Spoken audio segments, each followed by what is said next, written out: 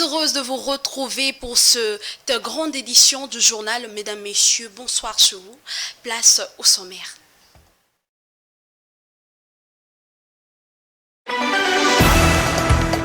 La Commission électorale nationale indépendante a rendu public le jeudi 25 avril par un communiqué le report des élections de sénateurs, gouverneurs et vice-gouverneurs dans la province de l'Équateur. Le vice-premier ministre, ministre de la Défense, Jean-Pierre Bemba, a présidé le jeudi 25 avril une réunion portant sur le dialogue intercommunautaire pour une paix durable. Le candidat gouverneur de la ville de Kinshasa, Maître Boye Latino, était en conférence de presse le jeudi 25 avril à l'immeuble Reine de la Paix dans la commune de la Gombe. Une fois de plus, bonsoir chez vous. Ouvrant ces journaux en politique, la CENI a rendu public le jeudi 25 avril un communiqué sur le report des élections de sénateurs, gouverneurs et vice-gouverneurs dans la province de l'Équateur. Cette décision faite suite à la non-installation du bureau définitif de l'Assemblée provinciale de cette province. Suivez ces reportages de Shekina Kinouna. La Commission électorale nationale indépendante porte à la connaissance de l'opinion publique que jusqu'à la date de ce jeudi 25 avril 2024, le bureau définitif de l'Assemblée provinciale de la province de l'Équateur n'est pas encore installé. Par conséquent, les élections des sénateurs, gouverneurs et vice-gouverneurs des provinces de l'Équateur, initialement prévues pour le lundi 29 avril 2024, sont reportées à la date du 7 mai 2024. La campagne électorale se tiendra donc du 3 au 5 mai 2024. Parlons sécurité, le Premier ministre, ministre de la Défense, Jean-Pierre Bemba, a présidé le jeudi 25 avril à une réunion portant sur le dialogue intercommunautaire pour une paix durable. Ce dialogue qui retient 21 communautés de la province de l'Ituri. Suivez. 21 communautés de la province de l'Ituri, les confessions religieuses ainsi que les membres de la société civile de l'Ituri ont participé au dialogue intercommunautaire pour une paix durable. Le dit dialogue a été ouvert par le vice-premier ministre, ministre de la Défense, Jean-Pierre Bemba Gombo, le jeudi 25 avril à Bunia en Ituri.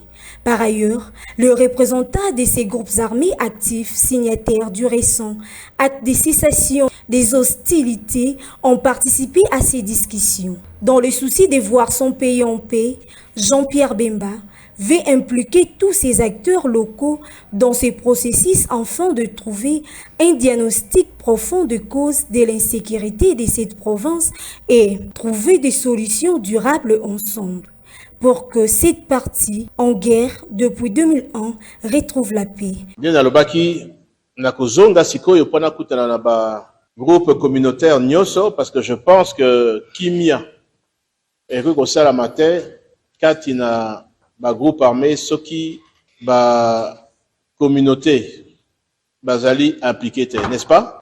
Toyoki makambo ebele koso lekaki et c'est pas la première fois que nayoki yango. 23 ans après Mbola tukumi bale na misato. Tozali kozonga lisusu. Awa na bunya. Wana koloba lisusu les mêmes problèmes. Les mêmes problèmes on a yokaki déjà na mars 2001. Bozo boma bato gratuitement. C'est bozo commettre un des péchés, un des bozo violer un des commandements, un parmi les 10 commandements on batiki la Bible. Te ko sala prière awa. Je crois Montonio surtout à Sambelaka. Makabo ezoleka awa vraiment ezoleka langa. Je ne peux pas comprendre ça. Je ne peux pas comprendre que respect à moto. Boza na ngote. Respect à vie à moto. Bunonde bo créer bateau baza na mokili yote. Ça vous appartient pas? Eza eloko yo ezo appartenir na Nzambe. Mais bozo bomango comme si binonde bakolo ya mokili oyo. Alors en tant que gouvernement, autorité oza ba pesi biso na mokili oyo. On ne peut pas assister, on ne peut pas être complice na makambo ezoleka awa. C'est-à-dire que soki toyoki que moto asali mabe abomi moninga et que buso l'état totiki ndenge wana, c'est-à-dire qu'un jour aussi tu rendre compte ba otu na bilo mais yo ozwaki beaucoup ozalaki na pouvoir ya ko stopper biloko wana o stopper ngote pour la nini ba otu na biso ba otu na pe biso et ça je vous dis soki eloko wana ezo salama nalobaki awa to na lekaki ya poso ya liboso biloko tokosi sango degré ou de force bolinga te.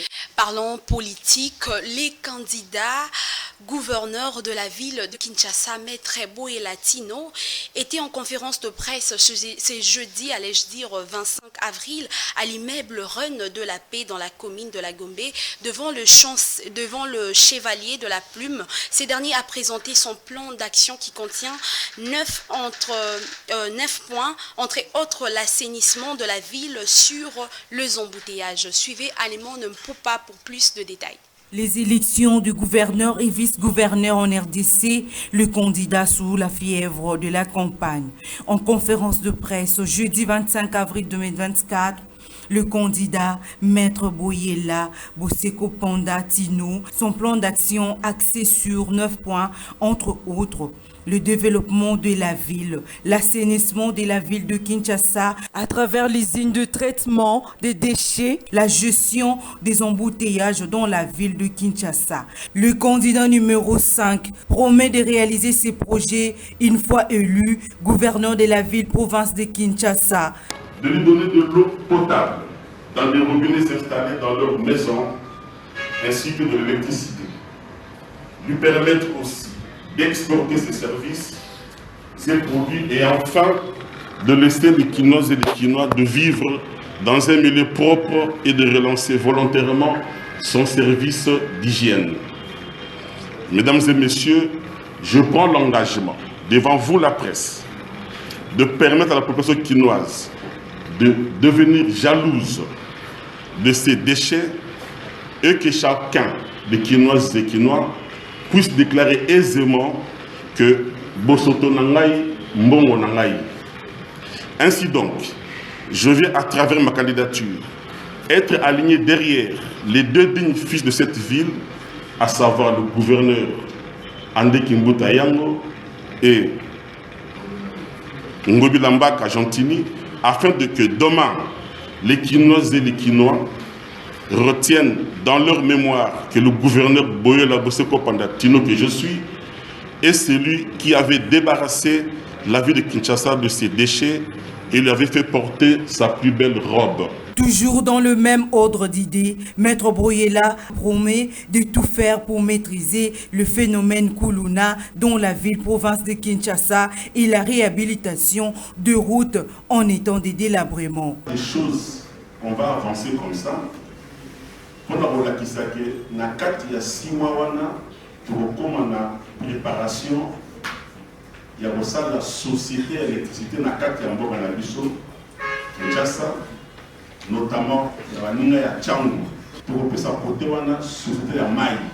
Mais si moi je passe gouverneur, donc c'est pour vous dire que ici comme Bokassa, Kassai, ça sera des choses qu'on ne devra même pas parler. Pour le Kabanzela, il y a des déchets agricoles. N'engeni ni ba déchets wana et vos produits ba compost. Ba ni wasa la bilanga, basa la bilanga mingi pour que le route na sike route na ekota Kinshasa. Tout ça biloko ebele na Kinshasa, tolia, toteka, musu se katsa ba mboka musu ba toteka. Donc sur ce point, je suis prêt, c'est vrai. J'assume parce que je sais que je n'aurai pas tout réalisé, mais quand je partirai, les Quinois risqueraient de dire Atigana de Mouké à quel était parce que je réaliserai pour cette ville des choses qui n'ont pas encore été faites. À noter que les élections de gouverneur et vice-gouverneur aura bel et bien lieu le lundi 29 avril 2024 à l'Assemblée provinciale. Toujours en politique, le ministre de la Communication et Médias, Patrick Mouyaya, et son collègue Nicolas Kazadi ont animé un briefing le mercredi 24 avril. Au cours de cet échange, ils ont abordé le sujet de l'affaire forage. Regardez. En marge d'un briefing presse axé sur sa récente mission à l'Assemblée générale général des prêtants des institutions des Bretton Woods, le ministre des Finances Nicolas Kazadi est revenu sur la question d'actualité liée au forage. Selon lui, les projets relatifs au forage n'ont pas débuté avec son gouvernement dirigé par le Premier ministre Jean-Michel Samalou Kondé, mais remontent au gouvernement Sylvestre Ilunga Ilukamba. Nous recevons un dossier qui n'a pas commencé avec nous.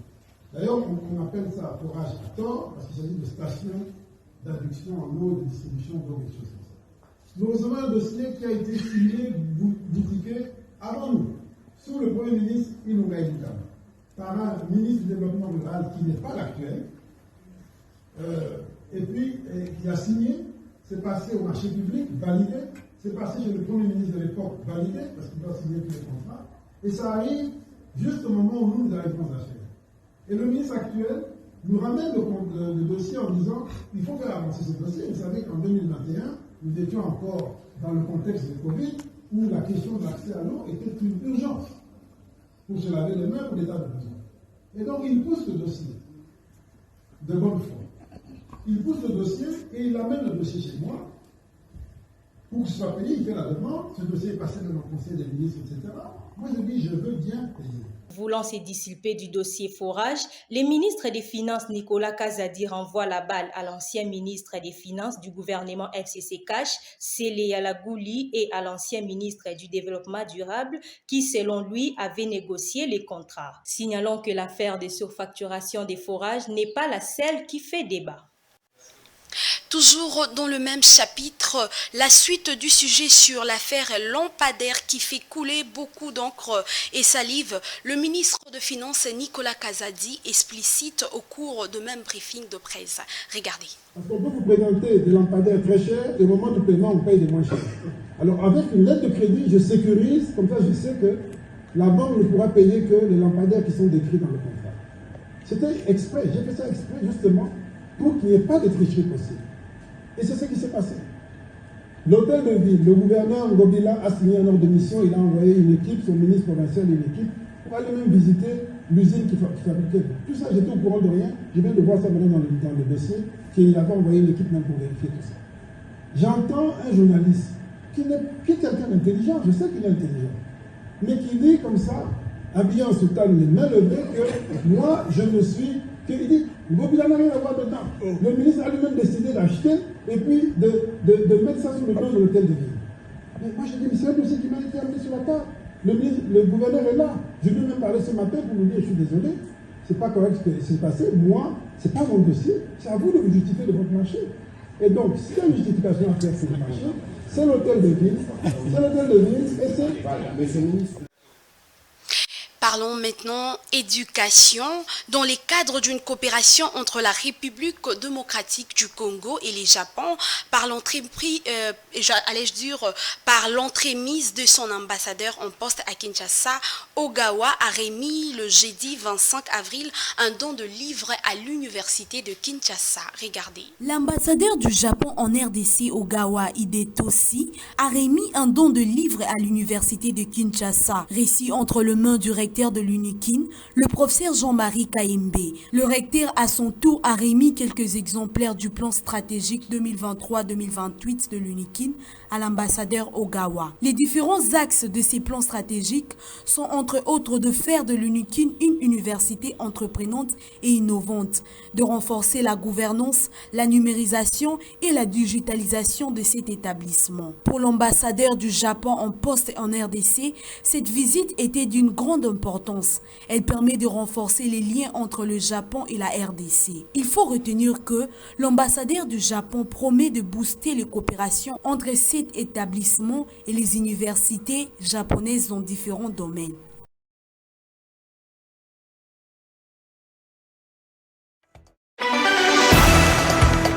La commission électorale... Nous sommes maintenant en sécurité. Le casque bleu pakistanais de la MONUSCO vont quitter la localité de Kavumu au sud Kivu le 25 avril 2024 dans la partie et de la République. Suivez. Ces soldats de paix pakistanais quittent le sol congolais après plus de 20 ans au service de la paix, notamment pour la protection des civils, dans cette partie du pays. C'est l'un des plus grands contingents de l'ONU déployés en RDC depuis l'année 2003. Lors de la cérémonie officielle marquant la fin de leur mission organisée ce jeudi 25 avril 2024, le commandant de la 33e région militaire, le général-major Avoul, a salué le travail abattu pour ces casques bleus tout en leur exprimant sa gratitude. Toujours en sécurité, les forces armées de la République démocratique du Congo, FARDC en sigle, a annoncé mercredi avoir capturé un député provincial honoraire à côté de terroristes dits A2F à Mavivi, localité du territoire de Béni au Nord Kivu. Ce député provincial honoraire a été interpellé par la justice militaire pour une déclaration qu'il avait faite. Parlons société, le prix de carburant terrestre est revenu à la hausse dans les zones d'approvisionnement ouest et nord de la RDC. Cette décision fait suite à un arrêté ministériel signé par le ministre intérimaire Mouhazi Mumbembe. Regardez. Les prix des carburants terrestres revus à la hausse dans la zone d'approvisionnement ouest et nord de la République démocratique du Congo suite à un arrêté signé par les ministres intérimaires de l'économie nationale Eustache Mouhazi Mumbembe. Les mêmes arrêtés ministériels notent que le prix d'un litre de gazole vendu à 3 215 francs congolais se négociera désormais à 3 465 francs congolais. Celui du pétrole passe de 2650 francs congolais à 2900 francs congolais et le FOMI sera vendu à 2084 francs congolais en lieu et place de 2005 francs congolais. Par ailleurs, un litre d'essence est fixé à 4220 francs congolais dans la zone nord. Celui du pétrole passe de 3200 francs congolais à 3460 francs congolais et les gazoles de 4020 francs congolais à 4270 francs congolais. En effet, la zone d'approvisionnement nord est constitué des villes de Mbandaka, Kisangani, Aketi, Bumba et du territoire d'Akula. Et la zone ouest est constituée des provinces de l'Équateur, du Congo central, du Kwango, des Kwilu, du Maïndombe, de la Mongala, du nord Ubangi, du sud Ubangi, de la Chuapa, de la ville de Kinshasa et du Bwende. Signalons que la dernière révision des prix des produits pétroliers est intervenue en octobre 2023. Bouclons ces journaux en sport. L'ancien capitaine du tout-puissant Mazembe, Renfort Kalala, a été libéré de l'hôpital où il avait été admis après avoir été impliqué dans un accident de circulation il y a de cela 2 semaines et aujourd'hui marque exactement 14 jours à compter depuis son admission. C'est ainsi que s'achève ce journal, mesdames, messieurs. Merci pour votre attention. Place au sommaire. Nationale indépendante a rendu public le jeudi 25 avril par un communiqué le report des élections de sénateurs, gouverneurs et vice-gouverneurs dans la province de l'Équateur.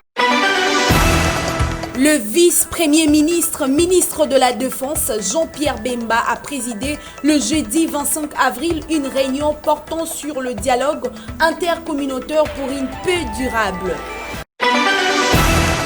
Le candidat gouverneur de la ville de Kinshasa, Maître Boyela Tino, était en conférence de presse le jeudi 25 avril à l'immeuble Reine de la Paix dans la commune de la Gombe.